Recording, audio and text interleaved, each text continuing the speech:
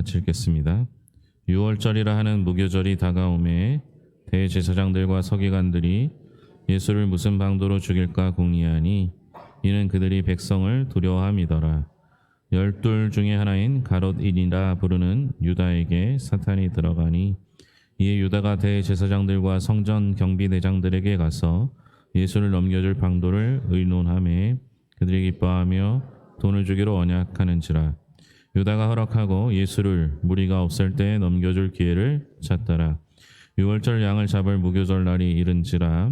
예수께서 베드로와 요한을 보내시며 이르시되 가서 우리는 위하여 유월절을 준비하여 우리로 먹게 하라. 여짜오되 어디서 준비하기를 원하시나이까. 이르시되 보라 너희가 성내로 들어가면 물 한 동이를 가지고 가는 사람을 만나리니 그가 들어가는 집으로 따라 들어가서 그 집 주인에게 이르되 선생님이 내게 하는 말씀이 내가 내 제자들과 함께 유월절을 먹을 객실이 어디 있느냐 하시더라 하라. 그리하면 그가 자리를 마련한 큰 다락방을 보이니 거기서 준비하라 하시니 그들이 나가 그 하신 말씀대로 만나 유월절을 준비하니라. 아멘. 찬양대의 찬양 있겠습니다.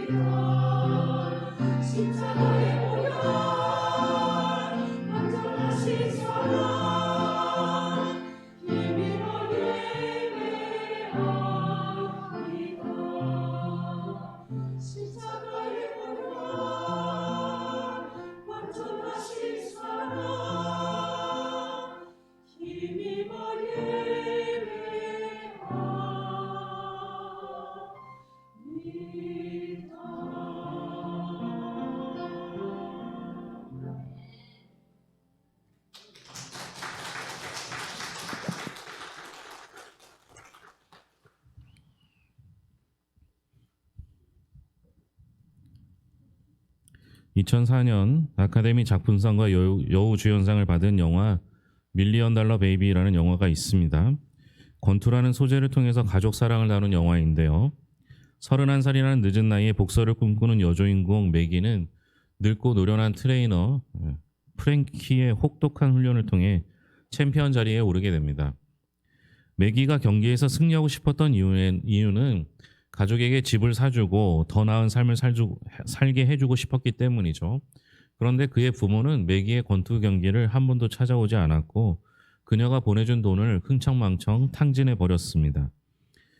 매기는 100만 달러의 상금이 걸린 경기에서 상대편 선수의 반칙에 의해 반신불수가 되고 맙니다. 매기의 부모는 그 딸을 찾아와서 그 보상금을 가로채려고 하지만 트레이너 프랭키가 이 사실을 알게 돼서 실패하게 되죠. 프랭크는 매기의 가족의 실체를 안 뒤 가족을 위해 헌신한 매기를 보면서 소식이 끊긴 자신의 딸의 모습을 보게 되어 매기를 지극정성으로 간호하게 됩니다. 트레이너와 선수로 만난 프랭키와 매기는 누군가를 살리기 위해 만난 사람들인 반면에 매기의 가족은 배신하기 위한 사람들이었습니다. 이처럼 우리가 사는 세상에서는 두 가지 만남이 있을 수 있습니다. 누군가를 배신하고 죽이는 만남, 누군가를 살리고 세워주기 위한 만남이 있습니다. 예수님은 유다가 예수님을 배신하기 위해 대제사장들을 만나고 있을 때 온 인류를 살리기 위해 유월절을 준비하시며 자신의 죽음을 향해 걸어가고 계셨습니다.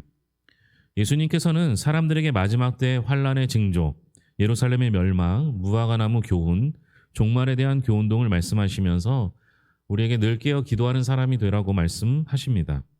또 낮에는 성전에서 가르치시고 밤에는 감난원에 올라가셔서 쉼을 가지시며 백성에게 하나님의 나라를 가르치는 사명을 감당하고 계십니다.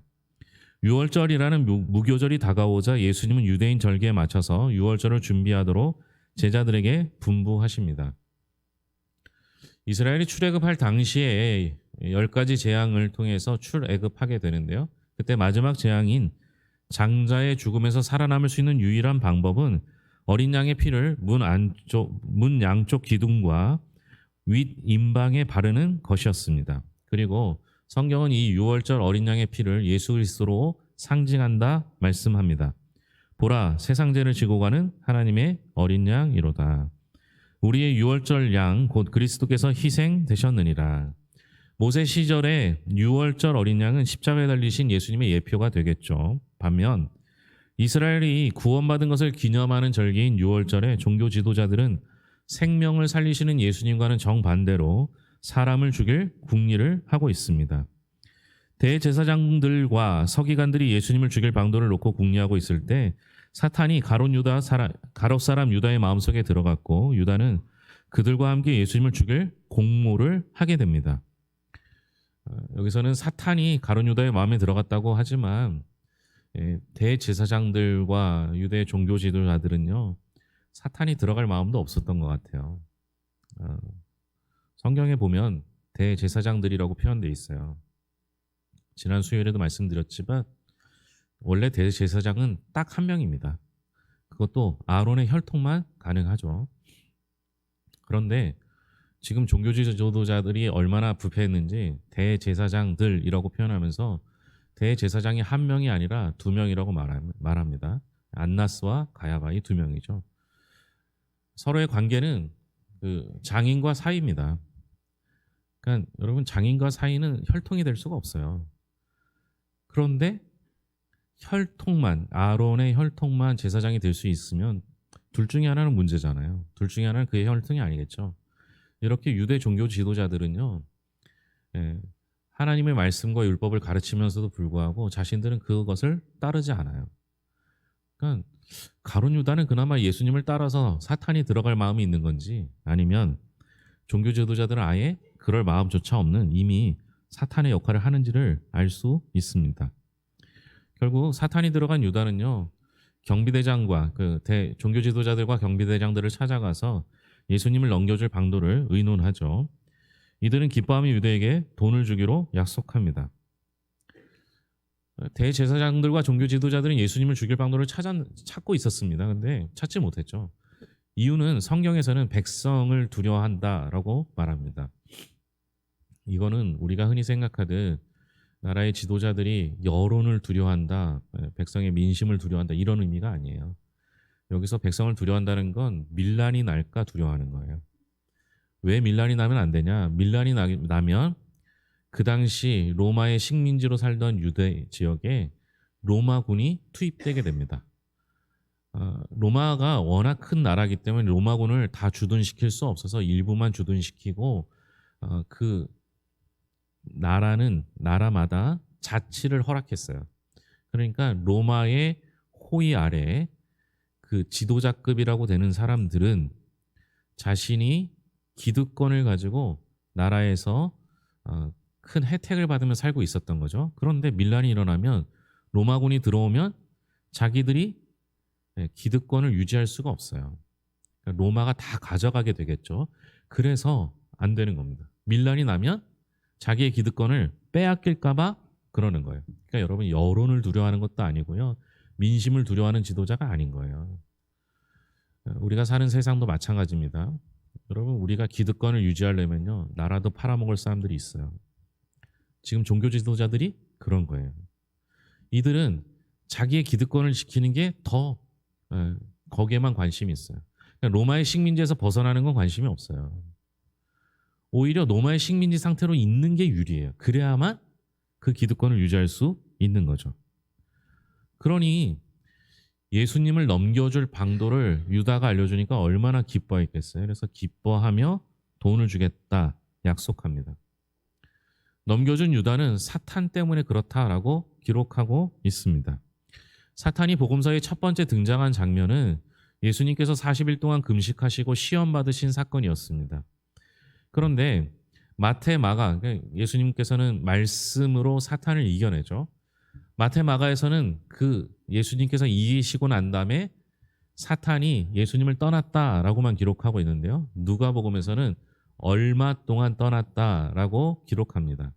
누가복음이 더 정확하게 기록한 거죠. 그 후에 사탄이 또 나타납니다. 언제냐 하면 베드로가 주는 살아계신 하나님의 아들이라고 그리스도라고 고백했을 때입니다. 성경에서는 베드로가 신앙 고백을 한 후에야 비로소 예수님께서 순환 예고를 했다라고 기록하는데요. 예수님께서 곧 십자가에 달려 돌아가실 것을 말씀하신 때가 믿음의 고백 이후입니다. 그런데 그때 베드로가 성경의 원문의 표현대로 하면 예수님을 꾸짖습니다. 그러지 말라고. 그러자 예수님께서 그를 향하여 뭐라고 말씀하십니까? 사탄아 내 뒤로 물러가라. 너는 나를 넘어지게 하는 자로다. 내가 하나님의 일을 생각하지 아니하고 도리어 사람의 일을 생각하는도다 라고 책망하셨습니다. 복음서의 두 번째 사탄의 역할이죠. 세 번째가 오늘 본문에 나온 가룟 유다입니다. 요한복음에 보면 유다는 돈꾀를 맡은 자였고 셈에 밟고 돈에 욕심이 많은 자로 공용 재정을 자주 훔치는 자라고 표현합니다. 사탄은 유다의 연약함을 알았고 그것을 이용해서 예수님을 팔 생각까지 넣었습니다. 여러분 사탄이 틈타기 쉬운 통로는요. 우리의 욕심과 더러운 생각입니다. 그러니 여러분 우리가 욕심을 가지면요. 다른 게 안 보여요. 오직 그것만 보이거든요. 그러니까 그때 사탄이 틈타기 쉬운 거죠. 욕심을 버리셔야 합니다. 유다가 왜 예수님을 배신했을까요? 생명을 주신 예수님보다 세상의 가치를 더 사랑하고 의지하면 결국 어떻게 되겠습니까? 유다는 예수님의 제자였어요. 3년 동안 공생의 사역을 같이 따랐죠. 우리가 이미 살펴봤지만 제자들이 예수님께서 제자들을 파송하시지 않습니까? 그때 그냥 파송하지 아니하시고 권능과 권위를 주셔서 파송하십니다. 그리고 그들이 돌아와서 보고할 때 보면 예수님이 주신 권능과 권위를 가지고 병도 고치고 복음을 전해서 많은 사람들이 병 고침과 그 복음의 능력 앞에 엎드리는 것을 보게 됩니다. 그 놀라운 경험을 했던 거예요. 예수님의 제자 중에는 세리 마태가 있었습니다. 이 돈에 대해서는 잘 아는 사람이죠. 오늘날 세무사와 같은 역할을 하니까요. 얼마나 잘 알겠습니까? 그런데 마태가 있음에도 불구하고 오히려 가룟 유다가 돈꾀를 맡고 관리한 만큼 수리에 밟고 유능했습니다. 그러나 그는 예수님을 메시아로 알지 못했고 존경스러운 랍비 정도로만 받아들이는 믿음 없는 사람이었습니다. 향유 옥합을 깨뜨려 예수님의 장례를 준비하는 여인을 향해서 옥합을 가난한 자를 위해서 구제하는 데 쓰지 않았다고 책망하면서도 자신의 사리 사욕을 챙기려 하는 간교한 사람이었습니다. 그는 예수님과 함께 3년을 지내면서도요, 자신의 생각과 가치를 바꾸지 않고 예수님이 자신의 기대와 부응해 주기를 원하는 자기 중심적인 사람이었습니다. 교회 다닌다고 저절로 하나님의 자녀가 되는 게 아닙니다. 예수님을 믿고 사랑으로 따르며 성령을 의지하는 삶에는 반드시 변화가 따르게 되어 있습니다. 그러나 생명을 내어주신 예수님보다 세상의 가치를 더 사랑한다면 누구든 가룟 유다처럼 결국 생명의 주인 대신 예수님을 배신하는 자리에 이를 수밖에 없습니다. 여러분 서 있는 자리가 중요해요.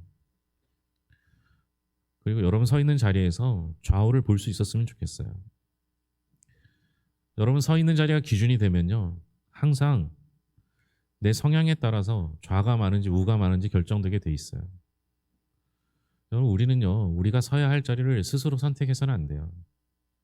예수님께서는 자신이 가야 할 길을 하나님의 명령에 따라 살았다라고 이야기합니다. 사람들이 예수님을 죽이려고 공모할 때 예수님은 베드로와 요한을 마을에 보내어서 유월절 준비를 하게 하시죠. 종교 지도자들에게 잡혀 고난당하시고 죽으실 것을 알고도 유월절 예식을 지키면서 사명을 향해 나아가십니다. 예수님께서는 가룟 유다하고 그 종교 지도자들이 공모한 걸 이미 알고 계셨죠. 모든 것을 아시면서도 충실히 자신에게 주어진 길을 걸어가셨습니다. 예수님은 사랑하는 제자들과 함께할 마지막 유월절 만찬을 준비하기 위해서 베드로와 요한을 성내로 보내시죠. 그리고 물 한 동이를 지고 가는 사람과의 만남과 대화에 대해서 이야기를 합니다. 물 한 동이를 지고 가는 사람이 남자일까요, 여자일까요? 네? 성경은 정확하게 우리말 성경에는 안 나와 있는데요. 원어적으로 보면 남성 주격을 쓴다고 합니다. 그러니까 여기서 물 한 동이를 지고 가는 사람은 남자예요. 여자가 지고 가는 사람은 많으니까 누군지 알 수가 없잖아요. 그렇죠? 여러 명이 지고 갈 수도 있으니까요. 예수님께서 명확하게 남자가 물 한 동이를 지고 가는 사람, 그 사람을 지명한 겁니다. 근데 여러분 이것도 재밌는 생각이 드는 게, 남자가 물 한 동이 지고 가는, 그 당시 다 여자들이 물 동이를 지고 가거든요. 우리 뭐 옛날에도 마찬가지지 않았습니까? 남자가 물 한 동이를 지고 가는 이유는 뭘까요? 예? 왜 그랬을까요, 남자가? 예, 그 집안에는 지고 갈 여자가 없는 거죠. 예. 그러니까 혼자 사는 독신일 가능성이 높아요. 예. 이게 왜 제가 이 얘기하냐면요, 그 사람의 집을 따라 들어가서 그 집을 내어달라고 하는 거거든요. 유월절을 지키기 위해서. 그럼 생각해 보세요. 부부예요. 집 밖에서 남자가 누군가를 만나고 약속하는 건 별로 중요하지 않아요. 그런데 준비가 안 된 상태에서 집 안에 다른 사람들을, 그것도 최소 12명을 들인다. 그럼 누구 허락받아야 돼요? 예? 그러니까 부부가 있는데요, 남자가 혼자 결정할 수 있어요, 없어요? 예? 뭐 아니신 것처럼 그러세요. 외부의 사람을 우리 집에 들이는 건 남자가 결정하지 않고 부인이 결정하는 거예요. 그럼 어떻게 해야 돼요? 부인에게 물어봐야 되겠죠. 그런데 예수님께서 그 남자에게 물어보라고 했던 것은 그 남자가 결정할 수 있는 걸 준 거예요. 그래서 그 말에 바로 응답할 수 있는 사람을 선택하신 거겠죠. 그리고 자신의 집을 내어주고 이미 준비된 그 다락방에 들어갈 수 있게 해준 겁니다. 예수님은 다 아시는 거예요. 다 준비되신 거고요. 오늘 말씀 속에 이제 오늘 말씀 듣고 집에 돌아가시면 그 물 한 동이 지는 사람이 남자고, 이것만 기억하실 거죠? 네? 그게 중요한 게 아니고 준비됐다는 게 중요해요. 준비됐다는 건 계획됐다는 거고, 계획됐다는 건 하나님께서 계획하신 그 말씀대로 예수님이 행하셨다라는 뜻이 됩니다. 다 알고 있는 거죠. 그리고 심지어 오늘 말씀에는 이제 안 나와 있지만요, 뒤에 말씀을 이어서 보면요, 유월절을 함께 하는 걸, 제자들과 유월절을 함께 하기를 기뻐하고 기뻐했어요. 그러니까 그냥 기뻐한 것도 아니고 두 번이라고 얘기해요. 그러니까 예수님께서 제자들과 유월절 만찬을 즐기기를 원하셨던 거예요. 엄청 원하셨던 거죠. 그럼 이게 제가 말씀 준비하다 거기서 안 넘어간 게 뭐냐면요. 이게 최후의 만찬이에요. 성경에 보면은 더 이상 이제 포도나무에서 난 거 먹지 않는다고 했단 말이에요. 그러니까 이게 포도주 먹지 말라는 근거로 사용하면 안 돼요. 왜냐하면 성만찬 우리가 계속 하잖아요. 이거는 포도주 먹지 말라는 근거가 아니라 예수님께서 제자들과 함께 하신 마지막 만찬이라는 뜻이에요. 그러니까 더 이상 제자들과 이 땅에서 만찬하실 일이 없는 거예요. 그러니까 더 이상 예수님께서 안 먹겠다고 하신 이유는 마지막 만찬이라는 얘기죠. 마지막 만찬이라는 얘기는 예수님 앞에 이제 곧 무슨 일이 있는 거예요? 잡히시고 고난당하시고 십자가에 달려 돌아가실 사건이 이제 얼마 안 남았다라는 것을 뜻하는 거예요. 그런데 여러분 기뻐하실 수 있어요? 자기가 곧 죽을 걸 아는 사람이 기뻐할 수 없습니다. 근데 예수님께서는 기뻐하세요. 결국 이 모임을 통해서 예수님께서는 성만찬을 만들어 주십니다. 자신의 몸과 피를 내어주시면서 구원의 길을 열어주셨죠. 이 모임은, 이 만남은 사람을 살리는 모임과 만남이 된 겁니다. 그 후 예수님께서는 늘 하시던 대로 성전에서 말씀을 가르치시고 저녁에는 감람산에 올라가십니다. 아까 유대 종교 지도자들이 왜 예수님을 잡지 못했습니까? 백성을 두려워했다고 하잖아요. 지금 언제냐? 유월절과 무교절을 지낼 때예요. 여러분 유월절과 무교절에는요. 이스라엘의 그 지역에 수백만 명이 모인다고 합니다. 우리나라 10만 명만 모여도 어마어마하게 모인 것 같잖아요. 그런데 수백만 명이 모인다고 치면요. 얼마나 많은 사람들이 모여요. 거기서 밀란이 일어나면요. 자기의 기득권을 빼앗기잖아요. 그러니까 예수님이 혼자 계실 때를 찾아야 되는데 자긴 잘 모르는데 제자였던 가룟 유다는 아니까 예수님이 혼자 계시는 또는 소수가 모일 때를 알아야 하는 거예요. 이걸 예수님이 다 아셨다니까요. 그럼 예수님은 어떻게 하셔야 돼요? 감람산에 가시면 안 되는 거예요. 사람들 군중 속에 있는 게 제일 안전한 거예요. 근데 예수님은 어떻게 하셔요? 하루도 아니고 반복적으로 낮에는 성전에서 밤에는 감람산에 가셔서 심지어 제자들과 떨어져서 기도합니다. 나 잡아가라 라는 얘기가 되겠죠. 오늘 새벽 말씀에서는 예수님께서 그 종교 지도자들과 가룟 유다에게 잡힌 게 실패가 아니라는 거예요. 끝난 게 아니라는 거죠. 그들은 자신의 계획대로 예수님을 잡고 죽일 방도를 의논했을지 모르지만 예수님께서는 하나님이 계획하신 그 길을 차근차근 걸어갔던 겁니다. 그 걸음이 생명을 살리는 고귀한 걸음이 됐던 것이죠. 여러분 우리는 살아가면서 늘 만남을 가지고 살아갑니다. 여러분들은 어떤 만남을 갖고 계십니까? 오늘 말씀에 두 가지 만남이 있다고 말씀드렸습니다. 하나는 탐욕과 배신의 만남으로 유다와 종교 지도자들의 만남입니다. 이는 생명의 주님을 음모해 죽이려는 만남이죠. 또 다른 만남은 사랑과 헌신의 만남으로 곧 있을 유월절 식사 자리에서의 예수님과 제자들의 만남입니다. 예수님은 흔들림 없이 일상의 평정을 유지하시며 제자들과 마지막으로 함께할 유월절 만찬을 준비하게 하십니다. 이는 생명을 살리는 만남이자 온 인류를 위한 희생 제사를 준비하시는 만남이 될 것입니다. 여러분들이 만나는 그 장소가 너무 중요합니다. 여러분들이 만나는 그 만남이 너무 중요합니다. 결국요. 유다는 죽이는 만남을 했기 때문에 스스로도 죽습니다. 똑같은 잘못을 큰 차이 없는 잘못을 저지른 베드로는 예수님과 함께 만났던 그 생명을 살리는 만남에 있었기 때문에 그는 자신의 죄를 뉘우치고 회개하고 주님께서 주시는 또 다른 살림의 만남을 할 수 있었던 것이죠. 여러분 우리는 무슨 만남을 하고 계십니까? 여러분들 어떤 만남에 가고 계십니까? 그 만남을 통해서 반드시 살리는 만남을 하기를 소망합니다. 기도하겠습니다. 하나님 아버지 감사합니다. 우리의 만남이 주님과 만남이 되게 하시고 주님의 역사 위에 있게 하여 주시옵소서. 우리가 아직 죄인 되었을 때 주께서 우리를 먼저 사랑하셔서 우리에게 예수 그리스도를 만나게 해주셨고 그로 말미암아 구원받게 해주셨습니다. 주여 하나님 아버지 단순히 구원받는 것으로 기뻐하고 만족하지 않게 하여 주시옵소서. 무교절의 기간은 하루만 있는 것이 아니라 7일간 이어졌습니다. 그 무교절을 통해서 구원받은 자가 어떻게 살아야 하는지 무엇을 보며 살아야 하는지를 함께 체험하는 시간들이었습니다. 주님께서 그 무교절에 우리와 함께 하셨던 그 사실을 기억하게 하여 주시옵소서. 천국 백성이 된 것으로 만족하는 것이 아니라 천국에서 잘 살 수 있게 하여 주시옵소서. 그날까지 주님이 우리를 살리셨던 것처럼 우리도 누군가의 자리에서 누군가를 살리는 역할을 감당케 하여 주시옵소서. 우리 마음속에 주의 은혜와 영광이 가득 차길 소망하며 오늘도 주님의 살리시는 은혜를 경험하길 소망하며 모든 것을 예수님의 이름으로 기도합니다. 아멘.